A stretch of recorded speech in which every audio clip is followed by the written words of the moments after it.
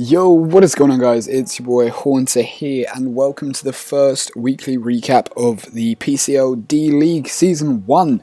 That is a mouthful to say. If you haven't checked out our other videos, we had the post-draft power rankings done by Melodic, great guy in the main season. He recently did the post-draft power rankings, and now Week 1 is just being completed, so I'm here to bring you the recap of Week 1. Week 1, of course, being a very, very important week for anyone in any league, you know. Week 1 sets the foundations for your league your league runnings for the rest of the season. If you start off really well, you often end up doing better, although that's not always true. Some people lose their first match and go on to remain undefeated, you know, people like MV doing it in the GBA. It's just how it works, but Week 1 often does set the precedence for the rest of your season, so it's always important to be getting those wins, especially if you're one of the weaker opponents who often are going up against people who are quite rusty in the opening weeks normally. If someone hasn't been in the league that much, then they are usually a bit rusty with their prep or something like that. You're never going to play as well week 1 or 2 than you are, for example, week 8 or 9 in a league. It's just how it works. So if you're going up against someone weaker, you always want to get those early wins against tougher opponents before it's too late. But enough rambling by me. Let's get straight into the weekly recap, starting with match number 1. This was Jazz and the Bristol City Burnets, you know, long-time veteran Jazz, going up against Swagzire and the Green Bay Sandslash, and Jazz picked up a fantastic 2-0 win this week. A great way to start his season in the D-League. A lot of eyes on Jazz. He is a PCL veteran, been in every single season, although sort of joined left sort of some seasons here and there. But he is in fact in the D-League now, and he's in what people are saying the easier division, so it's very important for him to get these early wins against tough opponents like Swag, and that's exactly what he's done this week. As we can see, he brought the team of Ariados, Flygon, Greninja, Cresselia, Ditto, Arcanine, and Swagzire in the Green Bay Sandslash brought Xurkitree, Heatran, Landorus Team, Mega Banette, Azelf, and Gastrodon. Things I saw from Team Preview. Green Bay Sandslash had no hazard removal whatsoever. 0 hazard removal. And considering, you know, Jazz has got Ariados on his team, that's going to be setting up webs 99% of the time. That's not something you want to do, especially when he's got Greninja on his team, which once webs are up is basically outspeeding everything. Yeah, if he's running Timid Greninja, he outspeeds everything on the Green Bay Sandslash team. Next thing I noticed, with the 4 moves of Ice Beam, Hydro Pump, Dark Pulse, and Grass Knot, Green Bay Sandslash were annihilated by Greninja. They had no checks, no switch-ins whatsoever to the collection of those 4 moves. Xurkitree's not taking a Hydro Pump, Heatran's dying to a Hydro Pump, Landorus T dying to an Ice Beam, Mega Banette dying to a Dark Pulse, Zelf dying to a Dark Pulse, and Gastrodon dying to a Grass Knot, maybe Z Grass Knot if it's bulky enough to take 1 Grass Knot. And then finally, Green Bay Sandslash's only proper way of dealing with Cresselia is through Mega Banette. That's it. So as soon as that thing goes down, Mega Banette rules Green Bay Sandslash's team. That's a mouthful. Green Bay Sandslash's team. But enough about the team preview. Let's get into the match. So this is a sort of not very back and forth match. It was very, very much one-sided match. Early on, Jazz had his Cresselia in against a Gastrodon and revealed the substitute on the Toxic, which was a fantastic play. That was a really, really good play. Gave him a ton of momentum and forced in the Mega Banette to break that substitute, where Mega Banette revealed its only offensive move to deal with the Cresselia was Shadow Sneak, which really, really confused me, because Mega Banette is the only thing that was able to deal with the Cresselia in the first place, and now that its only offensive move against the Cresselia is Shadow Sneak, that means you have nothing to do with the Cresselia. Cresselia is going to beat a Mega Banette whose only offensive move is a Shadow Sneak 99% of the time. That's not good prep by the Green Bay Sandslash. Then later on in the match, the Bristol City Burnets had their Ditto, I believe it was, might have been Ditto, yeah, Ditto in against, transformed into the Landorus T against the Green Bay Sandslash's Landorus T, and predicting the knockoff, he went straight into Greninja. Landorus T easily could go on for a U-turn, and that would have pretty much taken out the Greninja and ended the game from there. But he predicted correctly a really good play there by Jazz, predicting the knockoff and revealing the Z move because nothing was knocked off. And the most obvious thought was Z Grass Knot, because that's his best way of dealing with Gastrodon. Ice Beam, Hydro Pump, Dark Pulse, basically one-hit KO everything else. Whereas Grass Knot might not one-hit KO the Gastrodon, so the Z Grass Knot is really good. Yeah, so that was an amazing play, super ballsy by Jazz, and it gave him a ton of momentum. Later on in the match, we saw the Ditto transformed into the Xurkitree up against the Green Bay Sandslash's Xurkitree, when I believe it was the Landorus. Yeah, the Landorus T had died at that point.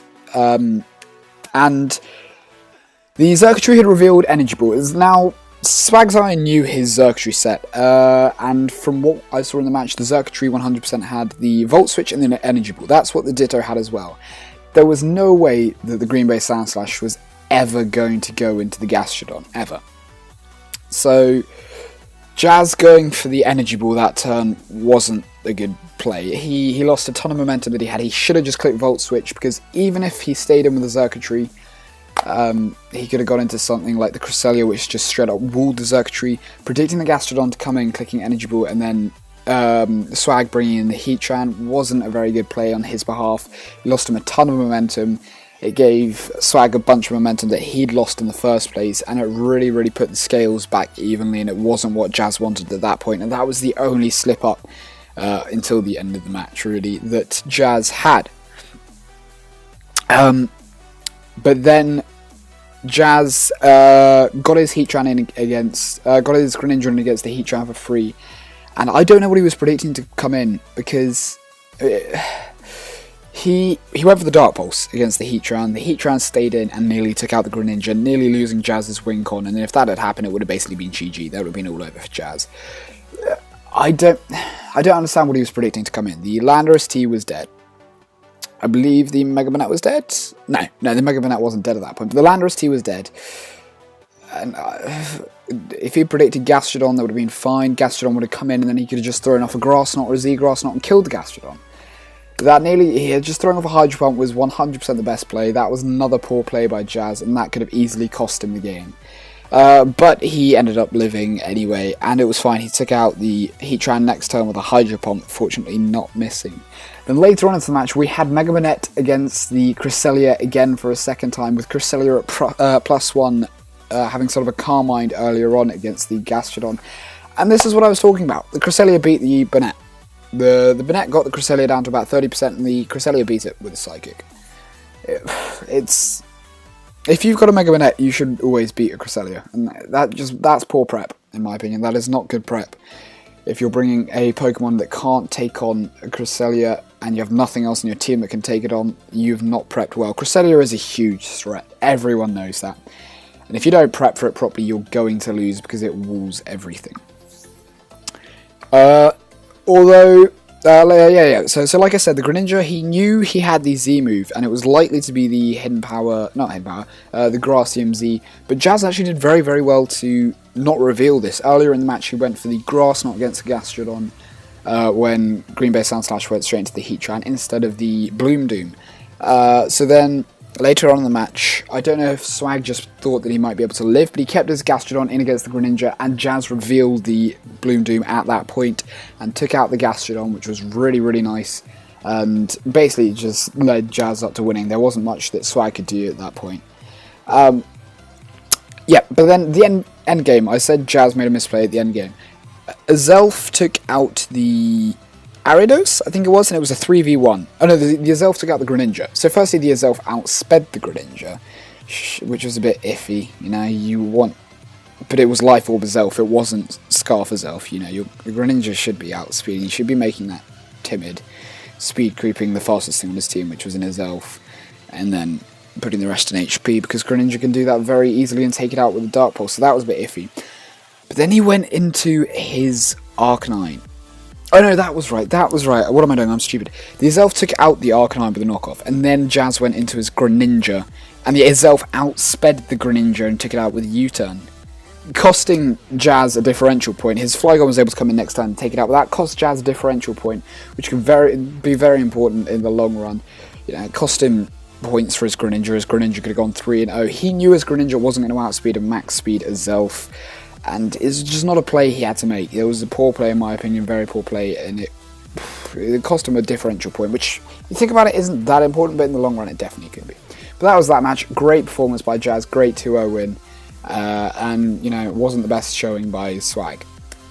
Now we move on to the Black Dragons versus the Guangzhou Gallades. So, the Guangzhou Gallades, they brought 4 ground weak Pokemon to a team. Oh, just to mention, the gold Pokemon there, Greninja in gold, was the MVP of that match.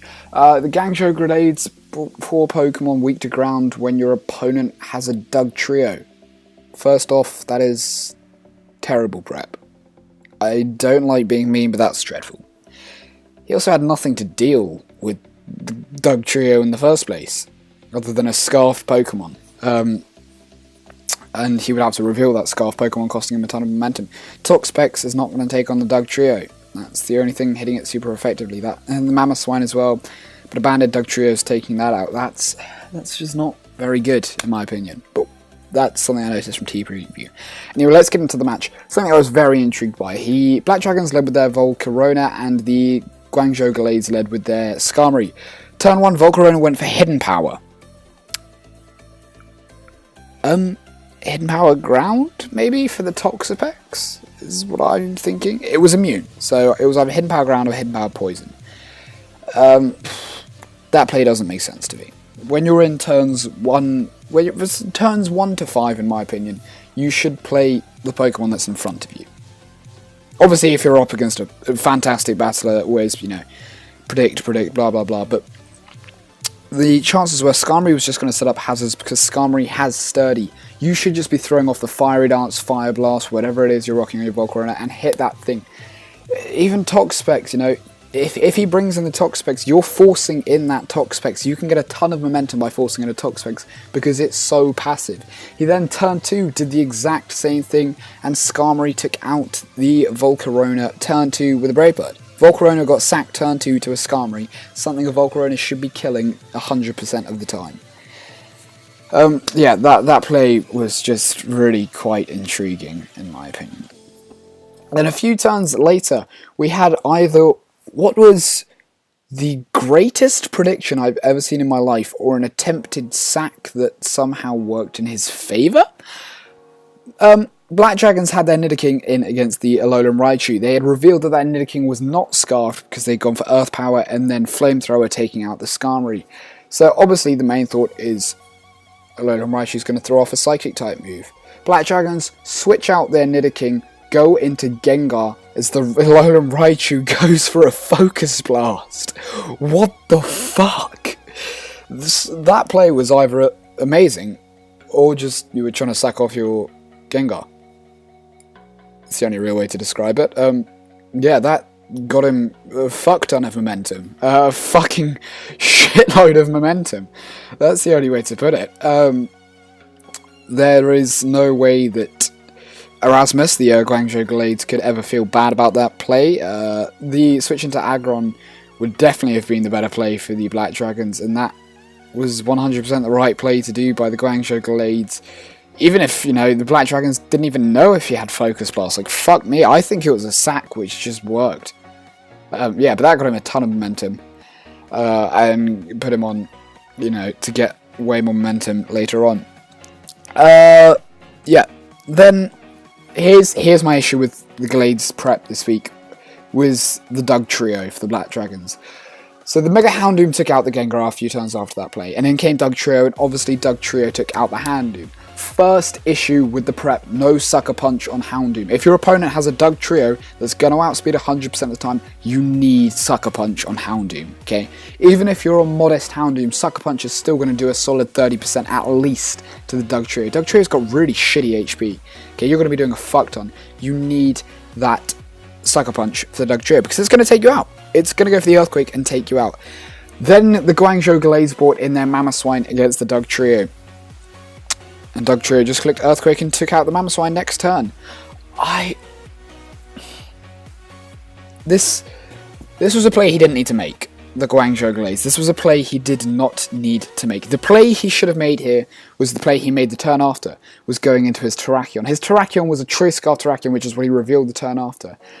See, Gengar and Volcarona were both dead at this point. If he'd gone into his Terrakion at this point, he could have just clicked Close Combat, which is what he did a turn later, and the Dugtrio stayed in and he lost his Dugtrio. Instead, he sacked off his Mamoswine for predicting what I imagine was predicting the Mega Aggron to come in for the Black Dragons, predicting him to go for an Ice Shard. He lost his Mamoswine. That cost him another Pokemon to the Dugtrio. He should have just gone straight for the Terrakion and clicked Close Combat, because Nidoking's not taking 2 Close Combats. Nothing on his team is taking 2 Close Combats, and he would have got a kill at that point. Simple as. But instead, he wasted his Mamoswine, which could have helped out massively against something like the Mega Aggron later on. Or the Nidoking, but that's just how it works. Yeah. But on the topic of Scarf Nidoking, I really think that the Black Dragons should have scouted for that. They should have gone into their Nidoking, Scarf Terrakion even. They should have gone into their Nidoking at that point. Or something, found out that it was a Scarf Terrakion, because Dugtrio still could put in a ton of work. It could have taken out the Toxapex and the Raichu, because those two were still alive.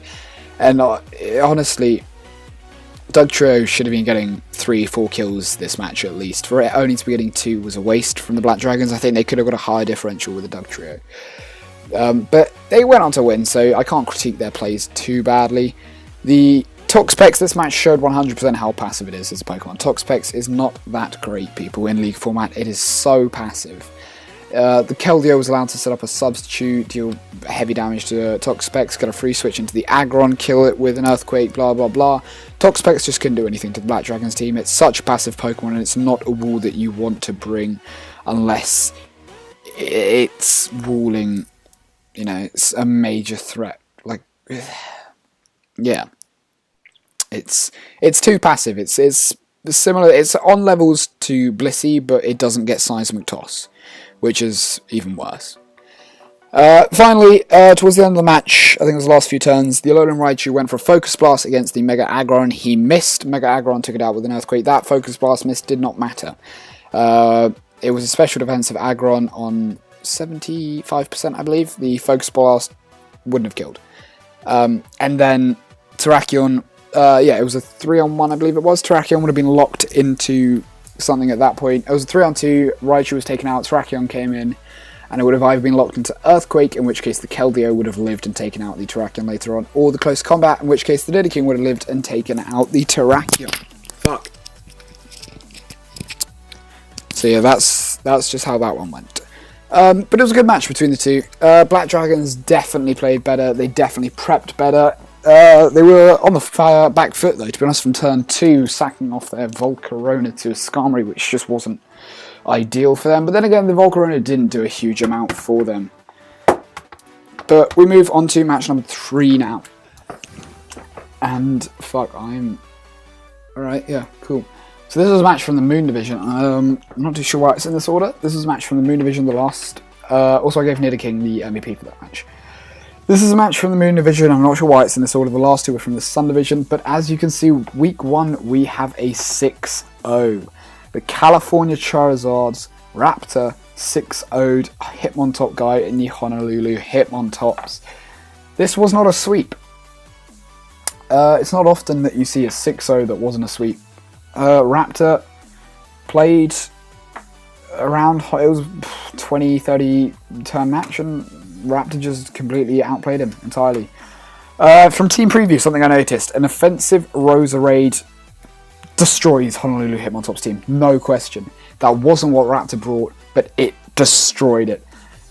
If it was Specs adaptability Roserade or Scarf adaptability Roserade, what does Honolulu Hitmontops have for the mix of Sludge Bomb and Giga Drain? Nothing. There is literally nothing on his team that can live it.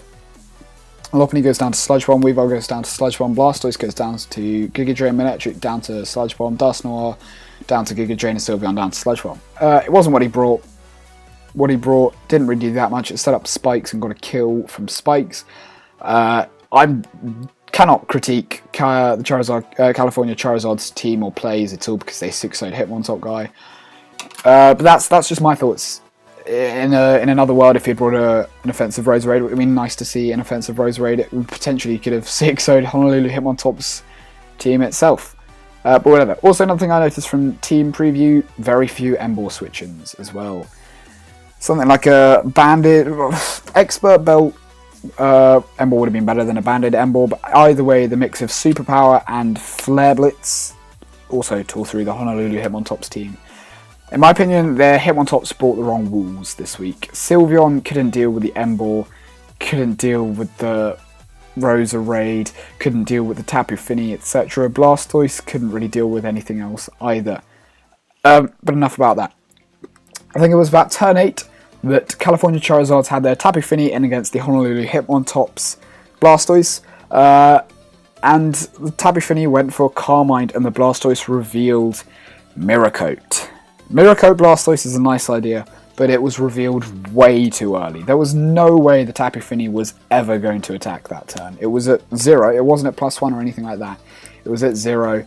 It didn't need to attack. It could have just scouted Carmine or anything like that, and you revealed what could have been a really, really nice set way too early, and it just lost a ton of momentum for you. Later on, the Tapu Fini was at +2, and it had just taken out the Manectric, who'd only done about 30% with the Thunderbolt to the Tapu Fini, so it looked like the Tapu Fini was basically just about to go on and sweep, when Honolulu Hitmontops brought in the Weavile. This screamed Poisonium Z. California Charizard predicted this going into the Registeel and predicted correctly. This is a difficult, tricky situation for me. This was a 50-50 for the Weavile, because the way he brought it in, he made it so obvious that he had the Poisonium Z, and if the Tapu Fini had stayed in that turn and he hadn't gone for it, he would have lost. However, I just feel like it was so obvious that the California Charizard were always going to switch into the Registeel, and he should have predicted that, maybe going into Dusknoir or something like that, to see if the Tapu Fini would have stayed in, and he just didn't, and he wasted his Z move, and that really, really put a damper on his team, as he just couldn't really touch the Tapu Fini after that. Later on, we see the Mega Lopunny go for a Thunder Punch against the Registeel, predicting him to go for the Tapu Fini, and the Registeel shows the counter. So it was a bit like the Miracote with the Blastoise. At this point, it was obvious the Registeel was Chopper Berry, obviously to stop some sort of power-up punch, high jump kick set. And it was unfortunate because it wasn't able to take out the Lopunny. The Lopunny lived on 8%, although it did die to spikes after switching out a few turns later. But it was a really, really clever set by Charizard's. You know, it made Registeel his check to Mega Lopunny, because he didn't really have any of those on his team. The mix of Thunder Punch, Return, and High Jump Kick tore through the and Ice Punch, I guess, tore through the California Charizard's team. So it was a really good initiative by California Charizard and a really nice set. I think what it just boiled down to this match was the Honolulu Hitmontops just weren't able to find any momentum. Raptor was able to predict everything. He had the momentum the whole time, and his prep, when it came down to it, he just had the checks and the switch-ins for every threat on the Hitmontops team. And that's it, really. The Hitmontops didn't have a special threat, to be honest. They had 2 physical threats, but no special threat, which was also notable. And Tapu Fini could deal with both his 2 offensive threats of Weavile and Mega Lopunny. And in the end, that's just what the match boiled down to. The Hitmontops didn't have enough to deal with California Charizard. Alright, we move on to match number 5 now, and we have the Florida Feraligators, who took on the Miami Heatmore. I'm going to try not to be too critical of Yami for things such as his matchup, because he had to draft from the leftovers, because the person he replaced dropped out sort of literally just before the draft began, and we couldn't find a replacement in time, and things like that. So, enough about that. I'm saying I'm not going to be too critical, but if you look at his team, he has 0 Zygarde, Banded Zygarde switch-ins. 0 Banded Zygarde switch-ins. Everything's getting smashed. Not to mention he bought Silvally Poison, which I know he had to. He had to bring Silvally Poison for the sake of Florges. Florges, if you take a look at the Miami Heatmore's team, rules Electrode, Slowbro, basically Venomoth unless it can set up a Quiver Dance or 2, Special Tornadus, and Dunfan's not going to be doing much to a Florges unless you've got attack investment in there. So he had to bring up Poison, but that just meant another Pokemon weak to banded 1,000 arrows, really. And there wasn't much he could do about that. But enough about that, let's get into the match. It was a good match, good back and forth match between the two of them. It was quite close at the beginning, to be honest. But then sort of Florida for Alligators got their floor just to basically just wall everything on the Miami Heatmore's team and just pick up kills slowly. It would get the Zygarde in, that would pick up a kill, etc. It was a good match, but Florida for Alligators had a lot of the momentum, especially towards the second half of the match. Good back and forth at the beginning, but the beginning was really the only place there was back and forth once the Florida for Alligators got their first couple kills here and there. Some points about the match. Turn 1 was one of the weirdest turns I'd ever seen. I mean, it wasn't weird, it was either one of the ballsiest plays ever, or a fuck up gone right. It's hard to explain, so I'll explain the situation to you. Basically, the Florida for Alligators led with the Katana as the Miami Heatmores led with their Slowbro, and the Miami Heatmores stayed in turn 1 against the Katana, predicting them to switch out, which they did do. We then saw a couple turns later the Slowbro was leftovers. Like, fuck, damn. So either the Florida for Alligators felt like they couldn't kill a fully invested Slowbro, which meant they 100% weren't banded, really, because the Miami Heatmores would have been able to tell from the way they swapped out. Or the Florida for Alligators just didn't want to go for the Leaf Blade. I don't really know why. These are two very, very good battlers. They're very well known, especially on Pokemon Amino, Yami and Dusky. So obviously they have their own playing styles, but the way I see it, you should sort of aim towards more in the early game, not having to predict too much, especially turn 1. Just play what's in front of you, because nothing on his team, Miami Heatmore, was going to take a Leaf Blade very well. Maybe Venomoth?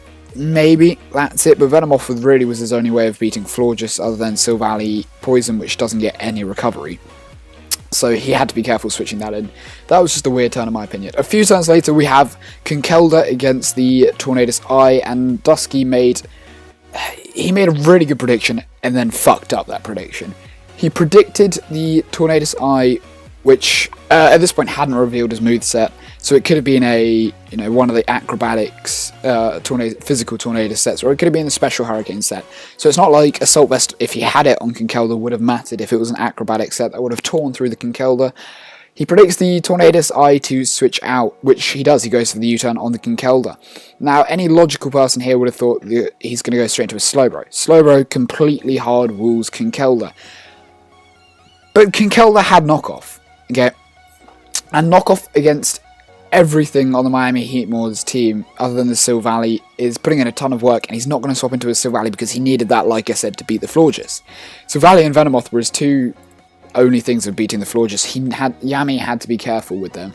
So Conkelda should have clicked knockoff. The switch into the Slowbro was obvious. The Slowbro, when coming in after the Regenerator, would have been on about 65%, I think, because it had been very heavily weakened earlier in the game, and it was burnt, so it would have been knocked down to about 20%, because the knockoff we see later on in the match does about 45% to it, and he would have killed with 2 knockoffs, but instead he clicked the Ice Punch, allowing the Slowbro to come in, not take much from it, and just switch straight back out and get the Regenerator boost, which was unfortunate. He made a really good prediction at first, but then screwed up the second half, the more important part of the prediction, which was a shame, but it was still a very nice prediction from the Florida for Alligators, really making his mark with big plays like that. But yeah, the Slowbro, where once staying in against the Conkelda, went for Scold against the Conkelda. I didn't calc, so I didn't know what ability the Conkelda was, but from what Dusky said, I think it was Guts. Which is a risk you always take facing a Conkelda. You shouldn't be clicking Scold against a Conkelda unless you are 100% sure that the Conkelda is not Guts. And I don't think there was much way for Yami to be able to tell that he was 100% sure that Conkelda wasn't Guts. Because the only move he'd gone for was the Ice Punch against the Slowbro, and if he'd seen that it had done a lot of damage with the Ice Punch, he might have thought, that's Iron Fist. Or it could have just been a banded Conkelda with a Guts and a low roll. He went for Scold, he burned the Zygarde, and by what I saw, Dusky was happy that he burned him. That's not the right play you want to be playing. You either want to be clicking the Psychic, or if you don't have the Psychic, just switching out. That's that, really. Oh, fuck, my cat's just pissed on my towel. Right in front of me.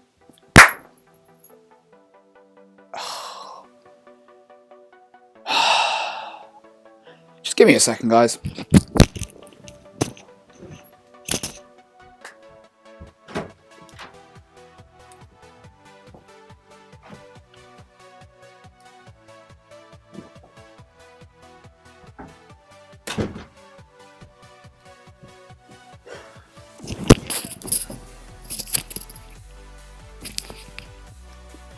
And now my room smells of piss.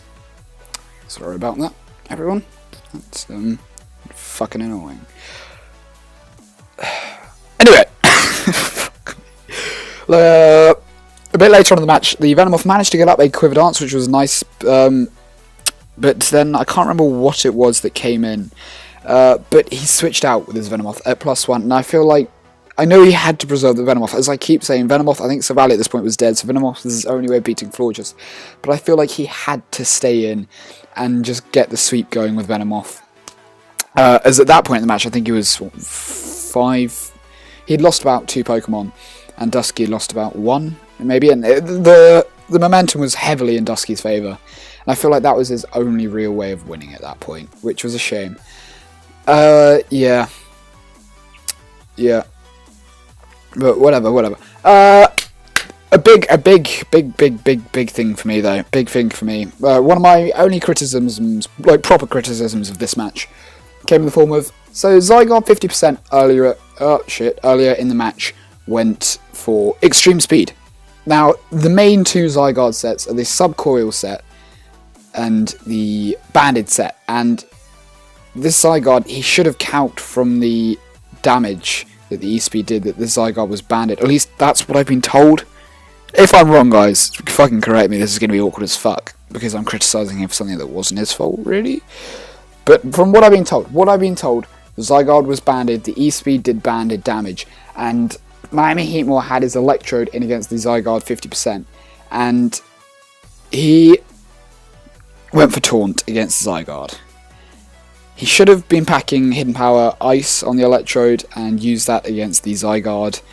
That would have done more because the Zygarde literally just clicked 1,000 arrows, took out the Electrode, and from there, you know, it really wasn't... It was... I don't want to be too critical because if it wasn't banded, I'm going to look like an absolute fucking retard, but I'm 75% sure it was banded.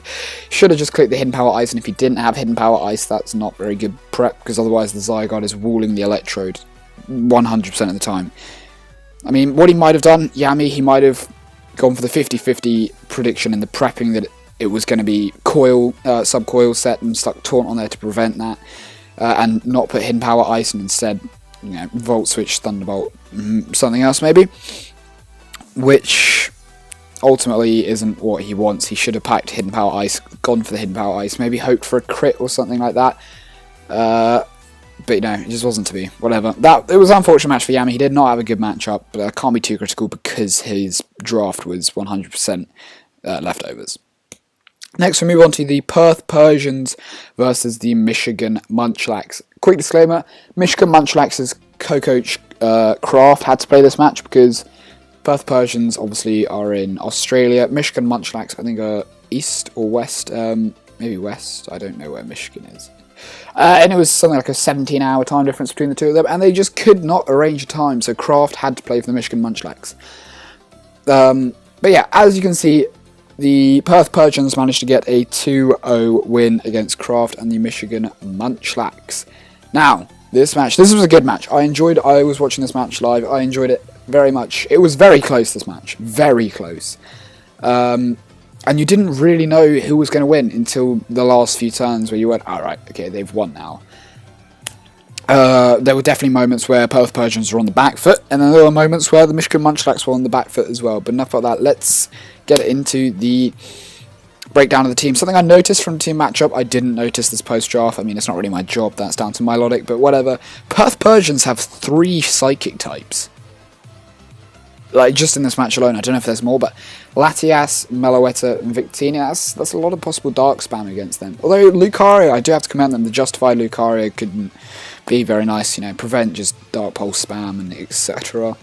But, you know, it's... Especially, there's also going to be a lot of U-turn spam. Against a team like this, he's got 3 Pokemon weak to Bug. in Latias, Mega Gyarados, and Meloetta. Something you just might need to look out for in the future. It's not a criticism or anything like that, it's just a point of evaluation I felt like making. Yeah. Let's go into the actual matchup, though. Where is the Michigan Munchlax's Victini switching? Literally, where? If that's a special Victini, rocking Dazzling Gleam and Blue Flare, and I mean, I don't even know if he needs it, but Hidden Power Water, he's fucking 1v1 the whole team. He's gonna one-hit KO basically everything. There is no Victini switching, no Victini check or counter, which led me to think that Hydreigon, as soon as I saw the matchup, I was like, that Hydreigon has to be Scarfed. There's no way that Hydreigon isn't Scarfed, because Scarf Hydreigon will outspeed the Latias. If it isn't Scarfed, it'll outspeed the Victini. Yeah, it needs to be Scarfed, really. It's his only possible way of winning. It was Scarfed, so well done Craft for doing the only good set you could possibly do. But whatever. Let's go into the match, the details of the match. There was a few times in the Jirachi was up against the... I fucked up somewhere.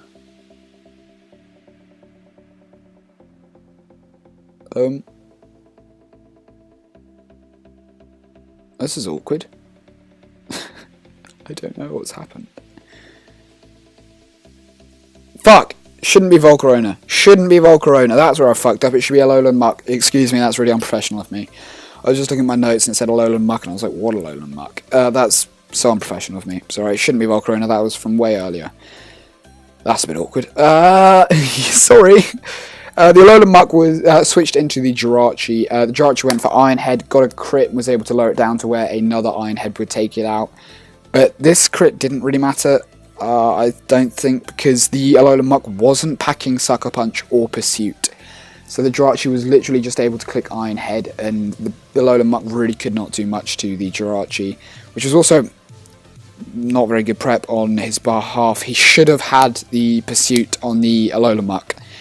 That's just something I think. And also, I think, to be honest, the Gluttony Figgy Berry set might have been better this week on the Alolan Muck instead of whatever else he ran. I'm not too sure what it was he ran, to be honest.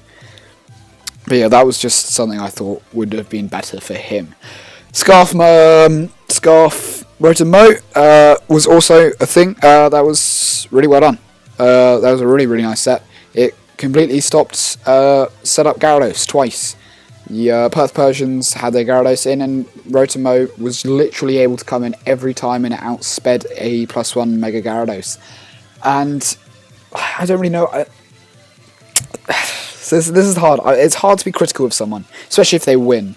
But the Perth Persians Mega Gyarados set was Waterfall, Crunch, Substitute, Dragon Dance. I don't know if they needed the Substitute. I think they should have just gone with the Ice Fang, because that would have prevented the Rotom swapping in every time. He could have got proper damage on the Hydreigon as well. And it's just one of those things, because he only had Waterfall and Crunch. The Rotom was free just to switch in, and the Gyarados isn't going to be doing that much damage to it when it's not invested, because none of the two are super effective. Which is a shame, but it was also a nice set for Rotom to be running, and it takes a lot of balls, to be honest, to swap a Pokemon into Mega Gyarados every turn. But it was nicely done. A crit that did matter, though, later on in the game was Mega Gyarados behind a Substitute at +1. In comes Aromatisse. Mega Gyarados is at about 20%. Hits the Aromatisse with a Waterfall. Aromatisse reveals Rocky Helmet. Crit happens. Aromatisse dies. Mega Gyarados is on about 8%, something like that. The Waterfall wouldn't have killed the Aromatisse without the crit. Just simple as, yeah. And then if the Mega Gyarados had gone for Waterfall again, it would have died for Rocky Helmet damage. Fairly simple. That crit did matter. That also meant they weren't able to stick up Trick Room. Aromatisse had Trick Room apparently, which could have helped massively with the Mega Camerupt. But yeah, that was unfortunate. But the set that won him the game, the Perth Persian set that won in the game, and the play that won in the game, to be honest, Substitute Victini. It was 2-on-3, I think. Victini. No, not the Victini. Oh, it was something. It was a 3-on-3, I think. Yeah, Lucario, Latias, and Victini with the Jirachi, Hydreigon, and Rotom. The Jirachi's in against the Victini. He predicts the Jirachi just to swap straight out And he does. And he throws off... Firstly, he throws off a blue flare. And he takes out the incoming Rotomo. And then the Jirachi's back in a few turns later against Victini. Projects him to swap out again. Just sets up a substitute. And it was a good game from there. I think it was a 3 vs 4 actually at that point. And yeah, he'd won from there. As soon as he got behind the substitute with his Victini, he took out the Jirachi, took out the Rotomo. Hydreigon was scarfed, so it was only able to click U-turn against the Victini to kill it after the sub had been broken. And Lucario was able to come in and just take out the Hydreigon. That was fantastic play from the Perth Persians, fantastic prep. However, a piece of prep that I wasn't as amused with was running 3 Life Orb attackers. Life Orb very nearly cost you this match. Victini went down to about 10% behind his substitute, 10-20%.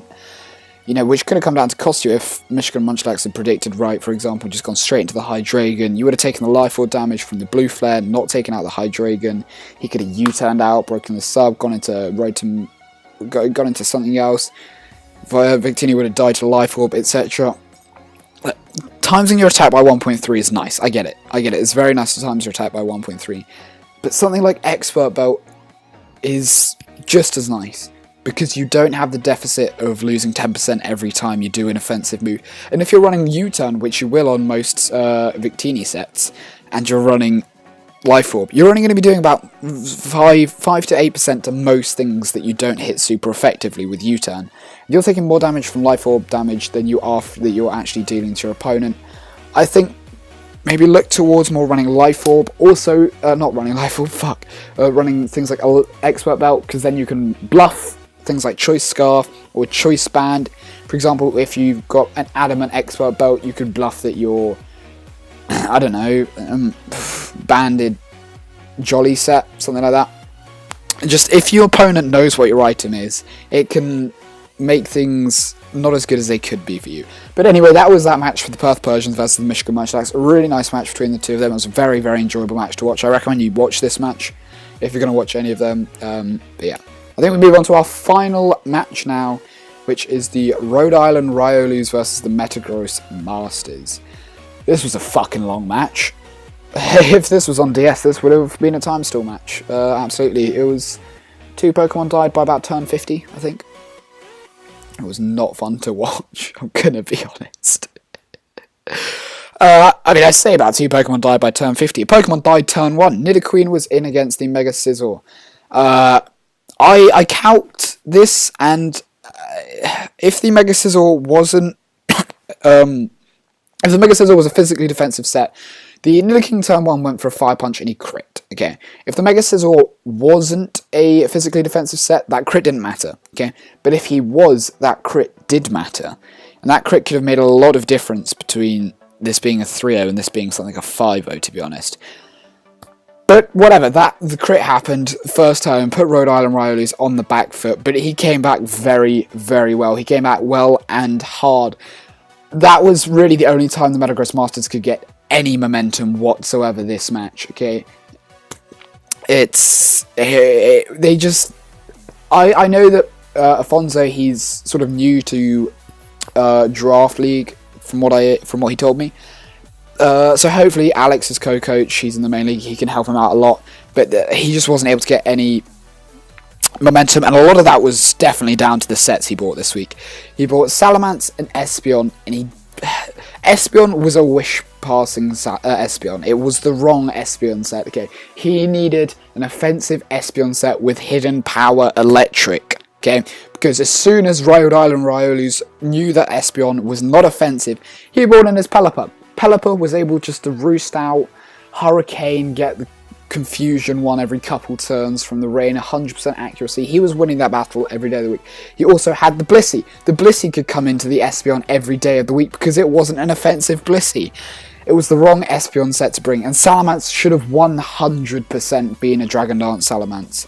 If that was a Dragon Dance Salamence, he could have torn through the Rhode Island Riolus team. Let's see, if he was Dragon Dance Salamence, let's go. Dragon Dance, Earthquake, Dragon Claw, and... I don't really know. Does it get Fire Punch? I don't think it does. something to hit the Mega Scissor quite hard, I guess. Just a fourth move. Maybe Roost. Maybe just Roost. Yeah, maybe Dragon Claw and Earthquake. Those are just 2 offensive moves. Gets to +1. Okay, Tapu Koko's getting 1 hit KO. Pelipper, he's getting probably 1 hit KO by Dragon Claw unless it's a very, very bulky Pelipper. Mega Scissor has to be a bulky Scissor to be taken more than 1. Goodra, that's dead. Blissey, that's dead. Marowak Alolan, that's dead. All he needs to do, gets +1, get a Moxie boost from killing something like a Marowak or a Goodra or a Tapu Koko, and he's going to be steaming through the Rhode Island Riolu's team. But that's just not what he brought. He brought the wrong set, in my opinion. He tried to bring a set to counter the Tapu Koko with the Rosalie Berry, I think it is, the Fairy Resisting Berry. And the Tapu Koko took out a Salamence for about 65% with a Discharge. That's not countering a Tapu Koko. Yeah. Let's get into the match again, though. An amazing set, an amazing Alolan Marowak set from the Rhode Island Riolus. I loved this set. Flame Charge, Shadow Bone, I think Flare Blitz? I'm not too sure, to be honest. I don't think it had Flare Blitz. From what I saw, Flame Charge, Shadow Bone, it might have been Fire Punch, and Brick Break. And he brings in his Alolan Marowak, I believe, against the Ninetales. And he clicks, firstly he clicks Flame Charge. He gets to +1 with this Alolan Marowak. And then he just starts wrecking havoc on tons of things in the Metagross Masters team. Just goes straight for the Shadow Bone. In comes Nidoqueen, predicting, I don't know, like a fire move or something. Knocked down to about 5%. Metagross Masters, predicting another Shadow Bone, switches out into the Heliolisk. No, Rhode Island Riolus, they don't need to do this. They can just click Brick Break. Heliolisk, dead. He was a ton of momentum with this Marowak Alolan set, and it was so scary, and it was unfortunate to see him lose it to, I believe, was the Salamance's Earthquake. That was unfortunate to see, because if he'd got that thing back in against something like the Infernape, or the Ninetales, or even the Espeon, that could have been the Espeon stayed until about turn 85. That would have been a surefire way just to take out the Espeon, just like that. It was unfortunate to see him sack him off, because it did so much work against the Metagross Masters, especially if he could get to +1 again like he did. What else? Yeah. Also, once the Heliolisk went down to the Marowak Alolan, literally nothing on the Metagross Masters team could properly deal with that Pelipper. The Nidoqueen had the Thunder Punch, but Rhode Island Riolus were able to predict this every time, just go into that Goodra. Nidoqueen basically had to switch out because it's not going to beat this Goodra, and it just wasn't a good situation for the Metagross Masters to be in. They have to... I'm trying to give you some... what's it called? Constructive criticism here. Look at the threats on your opponent's team, but not the obvious threats. You know, Tapu Koko, Mega Scissor, 2 very obvious threats. You know, you're going to stick fire coverage and Earthquake on as many things as possible. I reckon your Infernape was rocking Earthquake, Salamence had Earthquake, etc. But you also have to look at the things that's going to keep your opponent's team together, and the Pelipper kept the Rhode Island Riolus team together so well. Tesoro and the Rhode Island Riolus used their Pelipper so well, just able to switch it in, take a hit, roost up, switch out. They were able to set up the rain, fire. That's not doing much, you know. They used it really well. And as soon as the Heliolisk went down, the Metagross Masters just had nothing to actually deal with this Pelipper. They didn't have any funky off-guard sets to catch it off. You know, maybe... Fuck, they could have even gone for like a Natural Gift Salamence. I think it was dead at that point, to be honest. Natural Gift Electric Salamence. You know, something crazy like that. That would have been really good to see. But he just had nothing for the Pelipper. As you can see, the Pelipper didn't die, and it just stayed in the whole game, soaking up hits every turn, and just swapping into something to, you know, deal momentum. Seismic Toss Blissey tore through the Metagross Masters team as well, which is surprising considering they had a Wish-passing Espeon. Yep. And it was Scarf Infernape is what it was. Wrong set. 100% wrong set. 2 reasons for this, okay? Firstly, Scarf Koko is not uncommon in League. It's something your opponents have a very decent chance of bringing. To stop something like a Scarf Infernape just spamming Earthquake against your Tapu Koko, or to stop a Scarf Nidoqueen/King, even though I think it gets outsped, to stop a +1 Salamence. That's probably what it was. I believe it was Scarf Tapu Koko anyway, so it could stop a +1 Salamence. Scarf Infernape was not the right set to bring. The second reason, Blissey. Okay, Infernape couldn't just click Close Combat. 2 reasons: Pelipper and Marowak. If he clicked close combat, he got locked into close combat, and, you know, swap into Pelipper or a Alola Marowak. If he swaps into a Alola Marowak, sets up a Flame Charge, wrecks Havoc. Goes into Pelipper, just roosts up, and he's wasted one or two of his 8 close combats, you know. So instead, what's he going to do? Click Thunder Punch, then Tesauro's just going to go straight into his Goodra. Click Flare Blitz, it's going to go straight into his Goodra. It was the wrong set to bring. A nice set would have just been... Banded Infernape could have been fine, but not Scarf Infernape in my opinion, because Banded Infernape's going to do so much more damage than a Scarf Infernape. It was the wrong set to bring, another wrong set in my opinion. But that's really that match. Metagross Masters never really had that much offense and momentum on their side. And that's how the match went down. They were punished for bringing the wrong sets. I think if they can work on their sets, they're good playing. In game, they were good playing. I have no criticisms with how they played whatsoever, as you can see. The only criticisms I had was with their sets. If they can correct their sets, if Alex can work with Afonso to correct his sets and bring the right sets every week, I think Afonso has a good chance of winning some matches against some tough opponents. So that's all I had to say. Tesauro, you played and prepped really, really well. No criticisms about how you played whatsoever. Keep up the good work.